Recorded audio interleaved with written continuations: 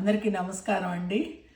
నేను నిన్ననే స్టార్ట్ చేసిన నా ఛానల్కి చాలామంది నా పాఠోళి రైస్ చూసి సబ్స్క్రైబ్ చేసుకొని షేర్ చేసుకొని లైక్ చేసినందుకు అందరికీ కూడా నా కృతజ్ఞతలండి.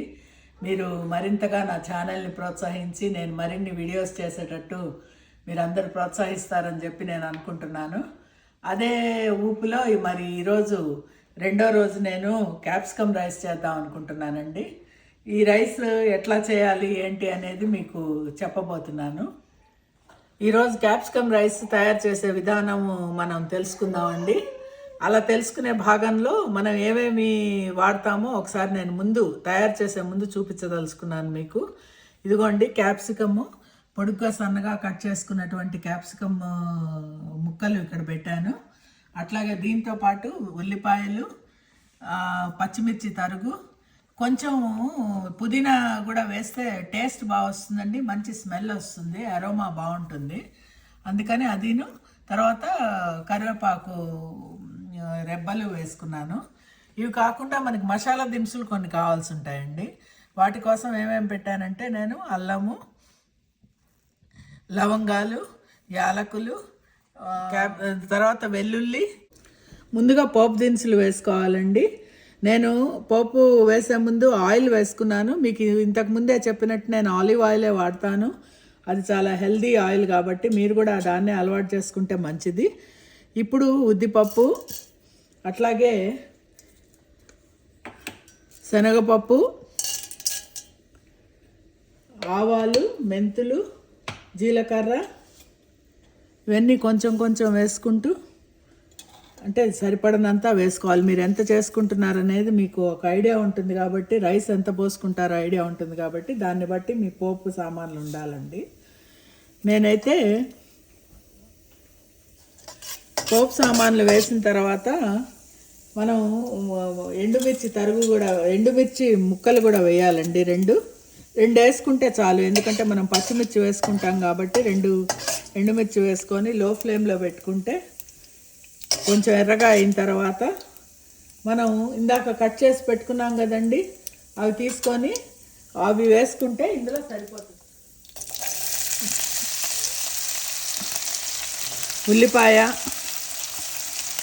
ఉల్లిపాయ వేసిన తర్వాత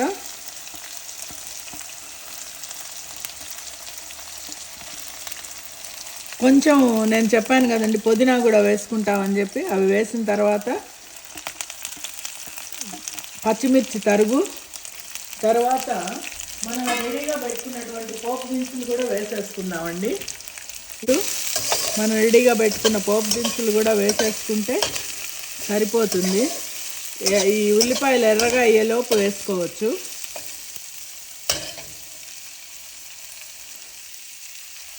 అల్లము, వెల్లుల్లి, మిగతా పోపు మిగతా స్పైసెస్ అన్నీ వేసుకుంటే మనకి చాలా రుచిగా వస్తుందండి ఇది. తర్వాత జీడిపప్పు,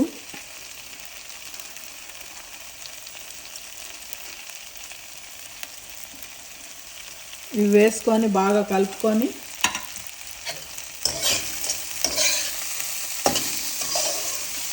కొంచెం వేగే వరకు కలుపుకుంటే మనకి ఇక్కడికి మంచి స్మెల్ కూడా వస్తుందండి.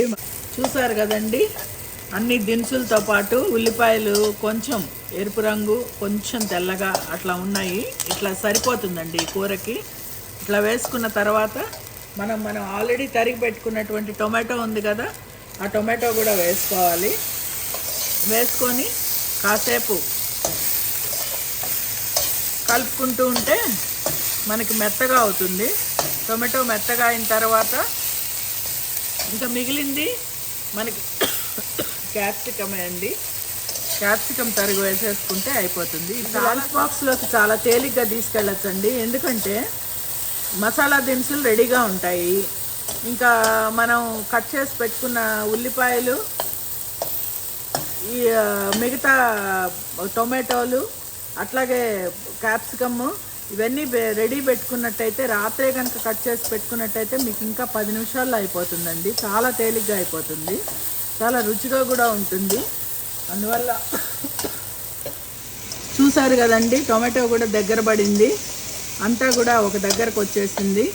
ఇప్పుడు మనం కట్ చేసి పెట్టుకున్నటువంటి క్యాప్సికమ్ కనుక వేసుకున్నట్లయితే సరిపోతుంది. నేను ఒక క్యాప్సికమ్ పెద్దది వేస్తున్నానండి.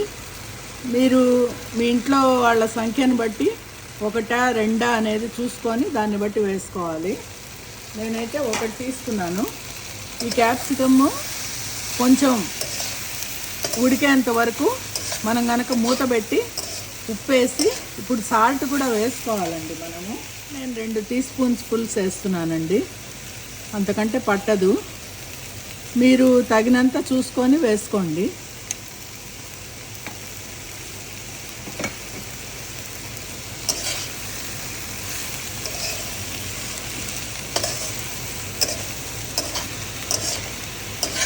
ఇప్పుడు దీన్ని మనం సాల్ట్ వేసాక కొంచెం కలిపి చక్కగా మూత పెట్టి ఒక 2-3 నిమిషాలు పెట్టుకున్నట్టయితే మగ్గిపోతాయండి క్యాప్సికమ్. వెంటనే మగ్గిపోయిన తర్వాత మనం కొంచెం గరం మసాలా వేసుకుంటాము. ఇందులో కొంచెం పసుపు కూడా వేసుకోవచ్చు.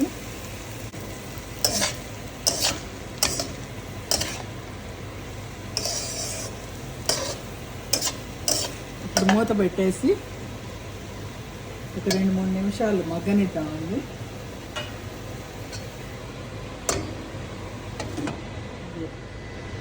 ఇప్పుడు మనం నెక్స్ట్ పార్ట్కి వెళ్తున్నామండి. అందులో ఏంటంటే మనం తయారు చేసి పెట్టిన దాంట్లో రైస్ కలుపుకోవాల్సి వస్తుంది. నేనైతే ఇప్పుడు మీకు చూపిస్తున్నటువంటి కప్పు ఉంది కదా, ఈ కప్పుతో 3 కప్పుల రైస్ వండుకున్నాను. మీరు రైస్ తయారు చేసుకునేటప్పుడు కూడా ఏంటంటే నీరు కొంచెం తక్కువ పోసుకొని, అంటే మనం 1కి 2 గ్లాసెస్ పోస్తాం కదా, అట్లా కాకుండా 1కి 3/4 గ్లాసెస్ కనుక పోసుకున్నట్టయితే మనకి కొంచెం మెత్తగా కాకుండా పొడపొడలాడుతూ వస్తుంది అన్నము. తర్వాత ఈ అన్నాన్ని నెమ్మదిగా కొంచెంగా ఇందులో వేసుకుంటూ వచ్చామంటే మనకి క్యాప్సికమ్ రైస్ రెడీ అయిపోతుందండి. చూస్తున్నారు కదండి, ఇప్పుడు మనం బాగా కలుపుకున్నటువంటి రైస్తో చక్కటి క్యాప్సికమ్ రైస్ తయారైంది. నేను దీన్ని కొంచెం కొత్తిమీరతో గార్నిష్ చేసుకున్నాను. చూడ్డానికి కూడా ఎంతో బాగుంటుంది. ఇది చూడ్డానికే కాదు, రుచి చాలా బాగుంటుందండి. అయితే దీన్ని రైతాతో తింటే బాగుంటుంది. రైతా తయారు చేసిన తర్వాత నేను మీకు ఒకసారి చూపిస్తాను. ఈ 2 కలిపి కాంబినేషన్లో మీరు తిన్నారంటే నిజంగా రుచే వేరండి, చాలా బాగుంటుంది. ప్లస్ దిస్ ఈజ్ ఇది చాలా ఈజీగా కూడా తయారు చేసుకోవచ్చు మనము. చూస్తున్నారు కదండి, మనం క్యాప్సికమ్ రైస్తో పాటు రైతా కూడా తయారు చేసుకుందాం అనుకున్నాము. రైతా తయారు చేసి పెట్టాను. ఇందులో నేను పెరుగుతో పాటు క్యారెట్ తురుము, అట్లాగే కీరదోస తురుము, ఉప్పు, అలాగే గార్నిష్ చేసుకోవడానికి కొంచెం కొత్తిమీర వేసుకున్నానండి. మామూలుగా అయితే కొంతమంది పోపు పెట్టుకుంటారు దీంట్లో, నేనైతే పోపు పెట్టనండి, పెట్టకుండా కూడా బాగుంటుంది.